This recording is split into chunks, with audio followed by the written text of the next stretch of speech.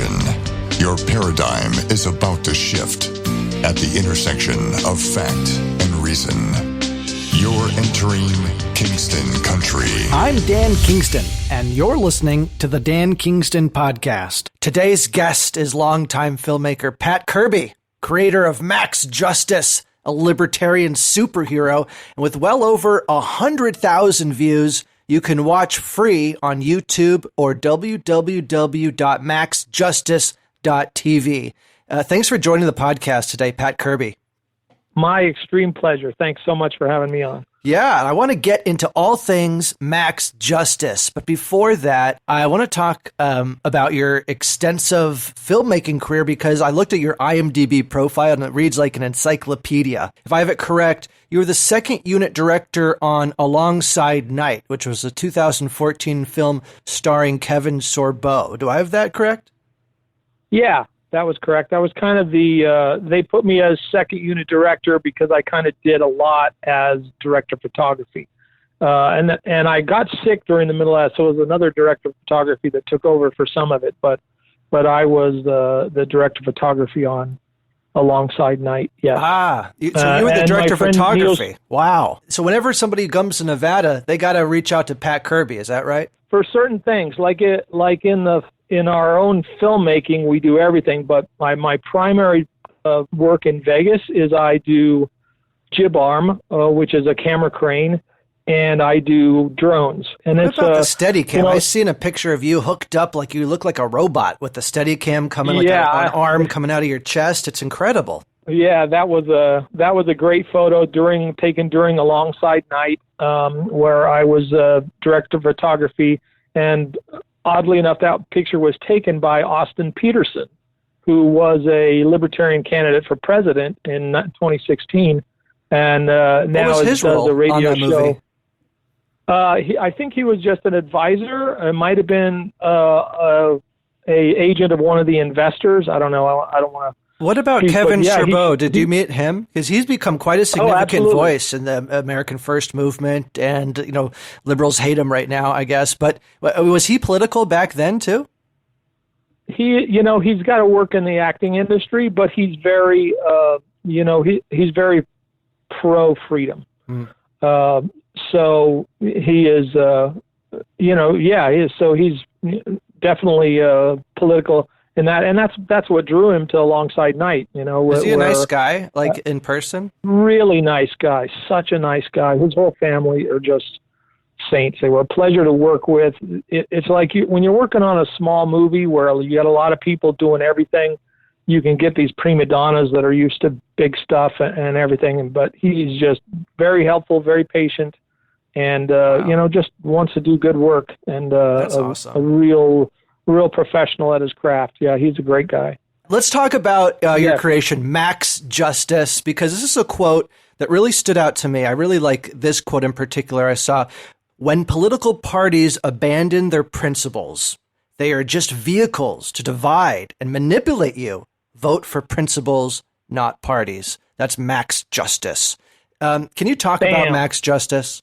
Absolutely. Max Justice is... he's basically my political alter ego with superpowers, so he's a firm believer in liberty.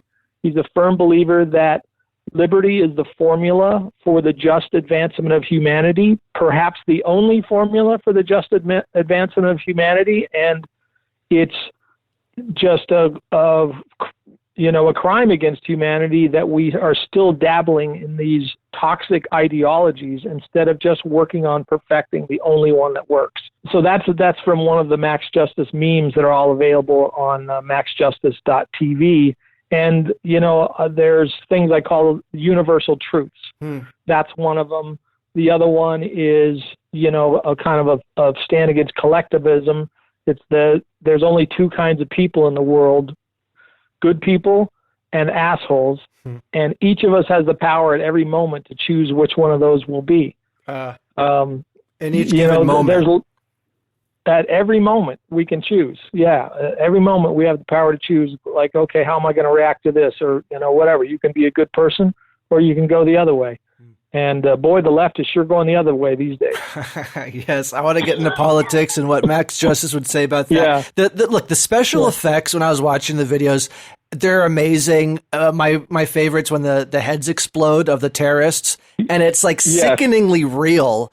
And you don't see that in movies, not even Tarantino, because they cut away. I mean, they'll show some gore, but they cut away. But you just show the whole thing like at 60 frames a second or whatever you shoot it in, but it looks very real. Can you talk about that? Sure. I just have friends. I'm blessed to live in a time where, a person with a desktop computer can do the types of special effects that, 10 years ago were only the big movies could do. So it's, it's really awesome being able to do these effects. And I have friends who are volunteer with me to work on Max Justice and complete these things. My effects guy's name is Barton Anderson, and he does a really great job. And he's got a regular job. He works for this, he works in Las Vegas and just does this in his spare time.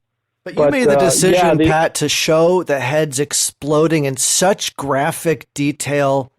And what was was that purposeful? Most people would cut away. Like they show the head exploding and then maybe they'd cut away or to a reaction shot of someone looking at it. Well, but you just show the head blowing up. This is people who have put on video of really cutting people's heads off. And also it kind of it's so out there that it kind of has strangely it has a comedy effect. It's like I remember the director of RoboCop when they did the scene where the big droid shoots a guy, just keep shooting him and keep shooting and keep shooting, and it's like, okay, for the first 5 seconds it's horrific, and then it becomes kind of comical. Right. And it's kind of like that. It's like there's also, you'll see movies where you see the bad guys, and then when they get what's coming to them, it's just not quite so fulfilling. And I definitely wanted to go the other way. When the bad guys get what's coming to them in Max Justice, there's satisfaction there. They get what they deserve. That's true. It is fulfilling to watch that, I have to admit. And so, look, I wrote on Twitter, the whole damn thing is broken. And I think that may have resonated with you. You saw that. Is that right? Yes, it did. It did because there's a couple of different ways to look at it. And I see politics and just say, holy cow, it's all so corrupt. It's also, and this kind of coincides with my political story. I was heavily involved in politics from 2008 to 2012 during the Ron Paul campaign. So I've been in the trenches and just seen how completely separated from principles politics is. And, and our country was founded on principles. The politics that back then were all about the principles. And now politics basically has nothing to do with it, except for a few people. And so politics seems like it's broken. Yet in spite of that, I can drive my Tesla to Outback and get me a ribeye. And in the history of the world, that's a pretty amazing accomplishment. So we live in the greatest country in the world, in perhaps the greatest time to be a human being ever. And yet, on the other hand, you go on Twitter, you look at politics, and it seems like everything's broken. Things really aren't that bad, and I think they're getting better. I think we've hit the peak of danger. If Hillary Clinton would have won, I think that we would have gone off the cliff. But I always view Trump, and not as a bastion of liberty or anything like that, but the guy who pumped the brakes on the socialist bus to hell. And at least we have slowed down and are able to kind of take a look at our surroundings and give us time to re-embrace the principles of liberty that made this country the amazing thing that it is. How would you define liberty? Liberty is having a limited government whose job it is to protect the rights of the people and to supply an avenue for justice when those rights are violated. And this creates the level playing field platform for society to function. Once government goes beyond that point, it starts getting oppressive. And that's what the founders of this nation stumbled upon, is this formula of setting the level playing field for society to function and flourish, with people being free and having an avenue for someone to call when rights are violated and injustice occurs. That's how I would describe liberty. A lot of people confuse equity and equality. And I mean, sometimes I confuse it, right? Myself. It's a tricky thing, especially, Yes. So, how do you wrestle those two things? There's a Max Justice meme about that. I wish I had them all in front of me, because I'll try to remember exactly what. If you fight for equality of opportunity, that is right and just. If you fight for equality of outcome, you're an idiot, because excellence must be rewarded or your society is doomed. Right. That's why the admissions scandal thing is so offensive to so many people, I think, because as soon as you stop putting, and also affirmative action too. Things that are not merit-based don't help anyone in the long term. That people always look for short-term solutions that make them feel good, but they are poison to people in the long term.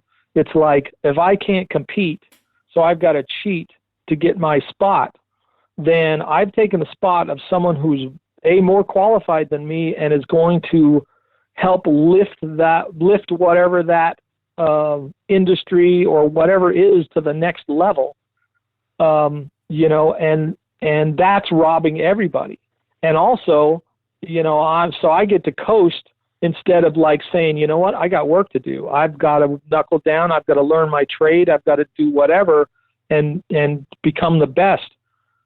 Competition is the foil for mediocrity. And if we take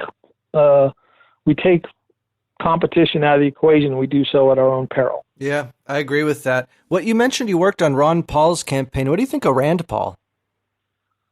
I'm a big fan of Rand Paul. I think that Rand has learned, here, it's an interesting thing. Ron Paul was a purist, and he got where he was by being a purist and never compromising and kind of setting that example. And that made him a great person to spread the philosophy of liberty during his campaign and everything.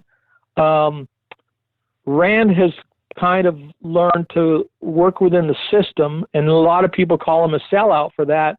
But look, sometimes bad things are prevented by just having a good person in the room when the bad ideas first start, and kind of kill those bad ideas when they're babies.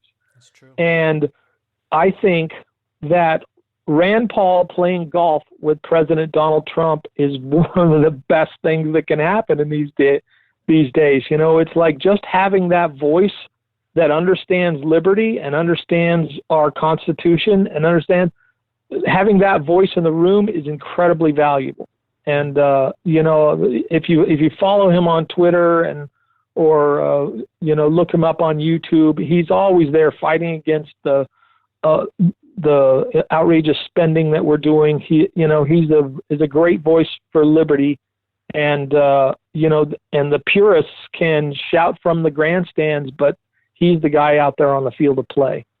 So I have great respect and admiration for him, and I worked on his campaign in 2016 also. I'm a big believer in pragmatism. You have to be pragmatic in your circumstance. Yeah. So what about the cop episode? I don't want to give anything away, but I'm curious, did you get any blowback on that episode? Because you normally don't see superheroes. I really haven't. It hasn't gotten, got to understand, Max, he's a superhero for justice. And there's a lot of injustice in police today, and it has to do with a lot of things. The fact that they're dealing with criminals all the time, I think, kind of corrupts their mindset. So they'll treat people as criminals before, Right. It comes down like to... everything's a nail if they're a hammer. Everything's a nail. When you're a hammer, everything's a nail. And that's the thing is, so it's kind of, they lose sight of the presumption of innocence. And they have to remember that. It's like he says in the episode, once you decide it's your job to inflict punishment, you've crossed the line. Your job is to restrain people, and at the most restrain them and, put them in jail so that a judge and jury can inflict punishment. Once you decide to inflict punishment, you've now crossed the line, and you should not be a cop. Yeah. Is that coming from any kind of personal story about police injustice? I'm just curious because you only have a few episodes and you have to pick each story. You want to devote the writing time. People don't realize how much time it takes to create even just 1 minute, heck, 10 seconds of video. Yeah. Takes so much thought. Yeah. I tell you why I chose that one, because I think our country took a big wrong turn right about the time of Ferguson and Colin Kaepernick. I mean, if Colin Kaepernick would have been kneeling for body cams and transparency and accountability for police who abuse their power, boy, I'd have been right there kneeling with him. But, instead he kneeled for, this country sucks because, whatever. And Ferguson was the same, missed opportunity. The same way, if these protesters would have said, look, we need police accountability. We've got a nation where police departments are becoming militarized and a police state, and it all stems from what I think is a huge mistake of the war on drugs. And other things where it's like, well, it's basically simple. Transparency and accountability are the foils for corruption. And we have police unions that don't hold their officers accountable. So, I live in a county where the amount of money that a county spends paying off people that are suing the police for abuse is astronomical. It's ridiculous. And no one ever gets fired. So there needs to be accountability so that these guys won't think they have carte blanche to just, shoot people or abuse people's rights and things like that. And this is by no means saying I think all cops are bad or anything. I mean, one of the other max justice memes is if you don't want to live in a police state, elect a local sheriff who believes in your rights. And we're seeing that happen right now in Virginia. All of these local sheriffs are saying, nope, we're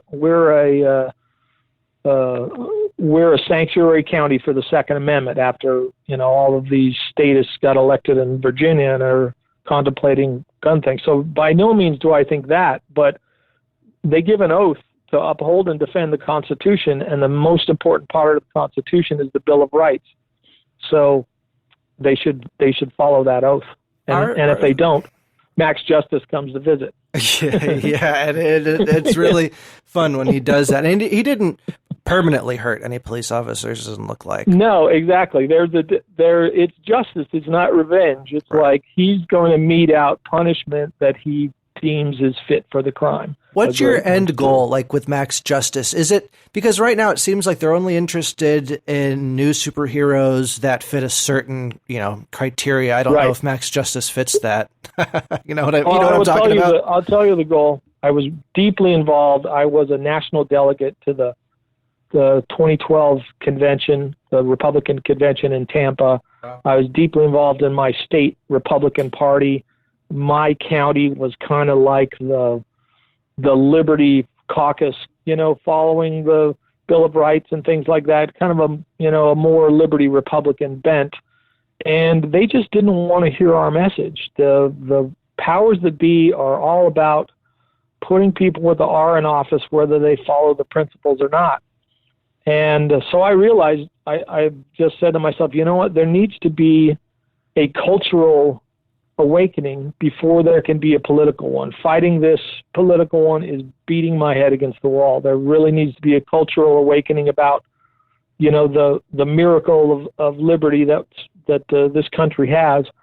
And I thought to myself, there's this gaming community that is like 12 million people play World of Warcraft, and that's enough to sway an election. I go, if I can create a character that can capture that can kind of give these ideas of liberty to the gaming generation, then the future is going to look a little bit brighter. I saw one comment. Somebody said, I learn more watching your videos than I do on the news. That's awesome. Did you see that? And that's so true, because they'll learn all the wrong things on the news. Right. I have not seen that. Boy, I'm going to have to read the comments. Because you have so many amazing comments, and the reaction has been incredible to Max Justice. I would love to see it more. It just seems like the superheroes have to be women now. Not that there's anything wrong with that, but that there's anything wrong with it. Yeah, I don't care if it's a woman, as long as it's a great message. It's right. But if you're doing it for social justice warrior purposes, if you're putting people out there just for social justice warriors instead of merit and content, then it's going to fail. It's just people get sick of being preached to about that kind of thing. And I'm granted, I'm a little preachy, but I'm preachy about liberty, and I think that's a message that definitely needs to be heard. I want to get back to the police brutality thing, because I think it's such a hot button topic that you're willing to explore and go into. Do you think that there's a targeting of one community over another, or do you think that it's just that police are trigger happy and that kind of thing? No. Well, the trigger happy thing, like the thing that just happened in Florida, holy mackerel! Just the UPS truck. You heard about that, right? Talk about it in case somebody hasn't heard about it. Okay. Well, there was a people who robbed a jewelry store, and they hijacked a UPS truck. And on a crowded highway, the police converged on it and shot the thing full of holes, and killed the hostage and killed another bystander in the process of killing these things. So that kind of thing just denotes to me, I'm also way into firearms in the Second Amendment, so I've had a lot of training, and rule number 4 is you be aware of your target and what's in line with your target. Safety rule number 4 when you're shooting. And, to me, police should follow that beyond more than anyone else do, because they're responsible for that. But they kind of have this, this attitude that they're not going to face any consequences if they hurt somebody. Yeah, I heard that they're just not trained that well in firearms. No, it's really not. And I've met a lot of police who come out to Front Sight, Nevada, where I got trained, and do a 4-day course, and they go, "Holy crap, this is more than I learned in the academy." That's frightening. And then it is frightening. Because in 4 days we learn those safety rules, and we learn to chamber check and magazine check our firearms, which solves every accidental gun death that you ever heard of. Everyone, I didn't know it was loaded. The first thing you do when you pick up your weapon is you chamber check and mag check, and then you immediately know the status of your weapon. And so that gets ingrained in you in 4 days. It's just muscle memory of every time you pick up your gun, you do a chamber check and mag check. And so these guys aren't getting that, and they're certainly not getting taught rule number 4. So yeah, it's just basic gun safety. You know what it reminds me of? It reminds me of public school teachers. This is a bit of a tangent, but if they're not getting trained on how to properly handle rowdy students, for instance, or a classroom that's completely out of control, and they have no training in that, then some of them are going to take it, and get the training themselves and figure this out. And then you have great teachers that have just figured it out on their own, but that's not part of the training that they're brought into, right? Right.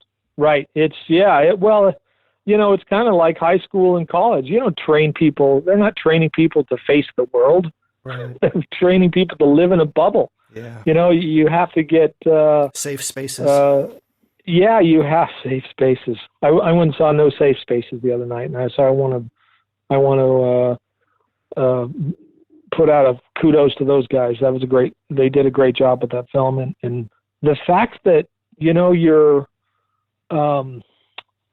liberals, the Democrats who are actual liberals can even can even be related to the current Democrat Party is mind-boggling to me. That's strange. So if there used to be the tolerance for tolerance, it used to be for the First Amendment, and now they've completely switched. It's all just political stuff. It goes back to what Max Justice says about following principles and not parties. Yes. Yep. Exactly.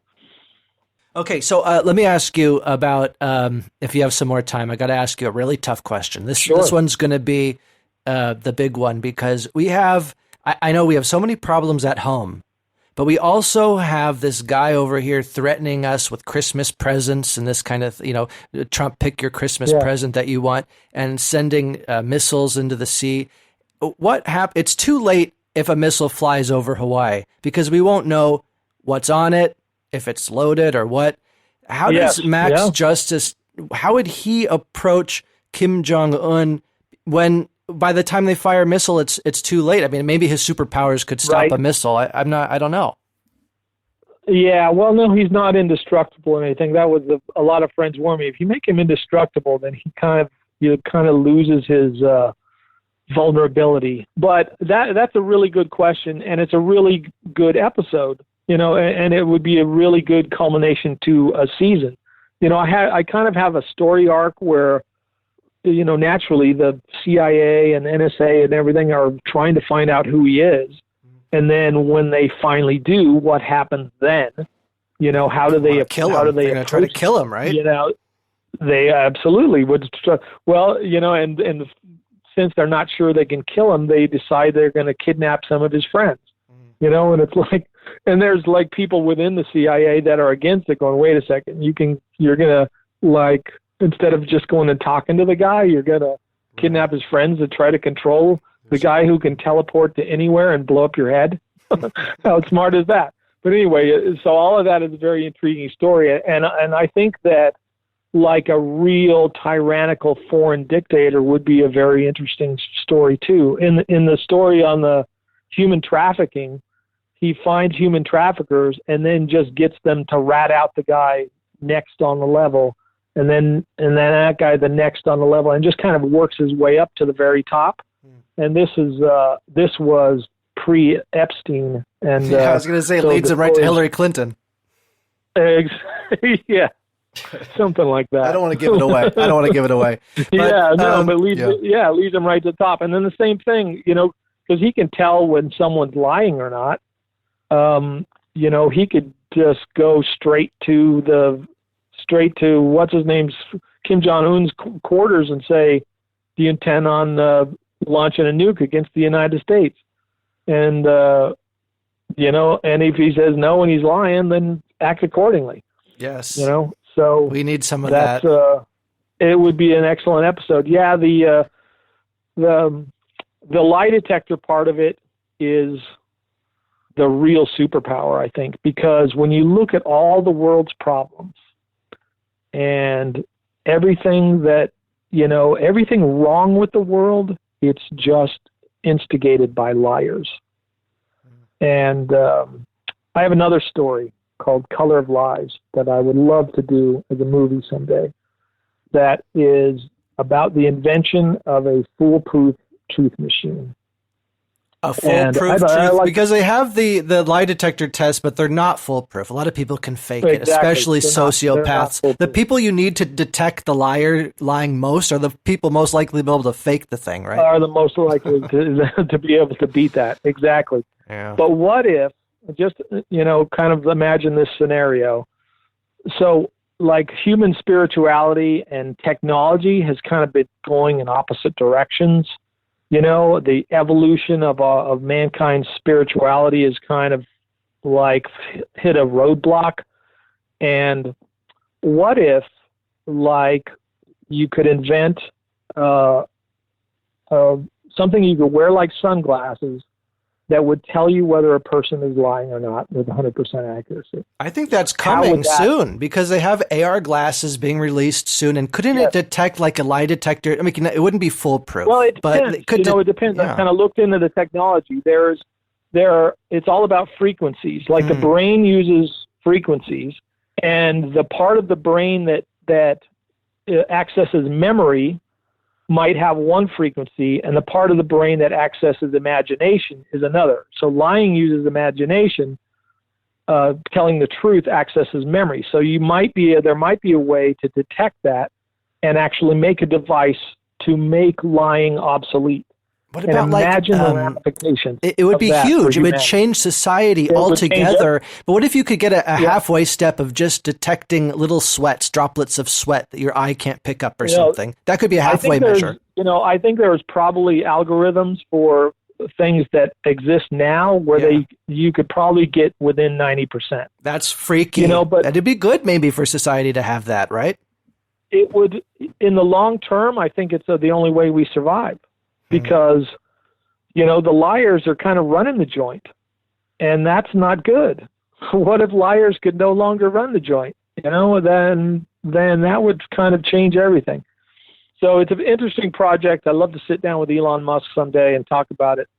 And, I'd love to make this movie because the movie's about a guy who's blind, and somebody invents a imaging sensor that ties directly into his optic nerve. But as a fluke, the imaging detector can see people's auras, and people's auras change when they lie. But I'm interested in the reality of it because I think that's the only way we win. I mean, the only way we survive is to keep the liars from running things. Yeah, and that's a tough thing to do because people tend to vote for the best liar instead of the most virtuous person. It's all about charisma, and everybody's taken by charisma. And one day when we have technology to help us spot out the liars, like you say, and also hopefully make us smarter, I don't know if, genetic engineering, but also technology to bring us to a point where we can develop those kind of technologies. I'm totally for it. I'm a futurist. I believe in that stuff. I don't think that's a bad place to go. I think we need to embrace it. I wrote it 10 years ago. I thought, this is science fiction, and the closer we get, I'm going like, you know what, this is probably feasible. Yeah, well, write that screenplay, and you're obviously full of ideas, and I don't know how you have time to do all of this, but again, if you're listening, you should check out Max Justice. All this content, at least I think it's all free, at least most of it's free. Everything, all of the episodes are on YouTube, and all of the memes are available on maxjustice.tv. And I'm Max Justice for All on Twitter, the number 4. So follow me on Twitter for daily doses of liberty. I think that Twitter is the perfect length to articulate the principles behind the issue. And so that's what I try to do. I don't like to just get in back and forth arguments. It's like I'll see an argument and I'll articulate the principle behind the issue, and so that's what I try to do. You know what upsets me about Twitter? I'll tell you, I think Twitter is one of the things that's so damn broken. Not just for the shadow banning and the censoring. I found you on Twitter. That's true. I appreciate Twitter and I love Twitter. I do, but also I'm upset. Twitter has its positive. I've met some amazing people on Twitter, but you're right. It is mostly a dumpster fire, and I think with the censorship and shadow banning, we're largely talking to a bubble. We are. We're talking to our own bubble. I've thought about that a lot, that it's just not going beyond anyone else, and they've done that by design. And that's so kind of insidious, but also their algorithms favor certain kind of tweets that then when you start tweeting, they shadow ban you for. So it's all completely mixed up, and they do want a bunch of clicks because that sells advertisements. So it's very confusing. Do you think that they're a little confused about what they're doing on the back end themselves? I really don't know. I cannot fathom the mindset that would censor freedom of speech. I mean, the foil for bad ideas is better ideas, not censorship. If you're censoring that's a sign that your position is weak and that your ideology sucks. And they should understand this. It's like, let the best ideas win in a free market of ideas. And the censorship from the tech giants is insidious and evil. Even if they don't intend it to be, it is just freaking evil. I mean, here we have this medium where you can crowdsource ideas and grow as a society, and they're trying to stop the best ideas from getting out there and infecting the small minds, and it's just insidious to humanity, basically. Yeah. And, I mean, how you have to get out the some of the crap to get to the good, and so they can't pick and choose, because then you're going to filter some of the good stuff too. Now, I want to say something controversial, because whenever somebody disagrees with you on Twitter, they call you a Russian bot or something like that. But have you actually come across anyone that you think is an actual Russian bot on the left or the right? There are no. I think it's absurd. If there are, then they're not making the same arguments I am. That's for sure. I have not. But to me, it doesn't matter. It's ideas that matter. I don't care what your nationality is. I don't care anything. But if you're going to present bad ideas, I'm going to throw better ideas at you. And that's what these mediums should be. It's like no one's saying, you have to obey everything Greta says these days is going to influence me. I'm going to say, you know what? If there is a real problem with climate, the last people you want working on the problem is a bunch of statist bureaucrats and politicians. Right. It's like let's leave that to the innovators and not politics. So. But if you've been shadow banned, no one's going to see your comment, and you can't even contribute to the national discourse because they've written you off as deplorable or what have you, just because. I'm almost, I've kind of proven shadow banning. I was telling you about Austin Peterson. I don't think he ever sees my tweets. I tweeted him. I tweeted. There's a website, shadowban.eu, and you can see it tells you if you've been have your comments deboosted. Basically, everybody that's a Trump supporter or talks in any kind of radical political terms, not just radical, but I think if you're on the left, you have to talk radically for them to shadow ban you, or at least deboost your comments. If you're on the conservative side, you just have to say, I like Trump. All of a sudden, every comment deboosted. Oh, yeah, and I see people getting wiped off of Twitter for telling the truth all the time.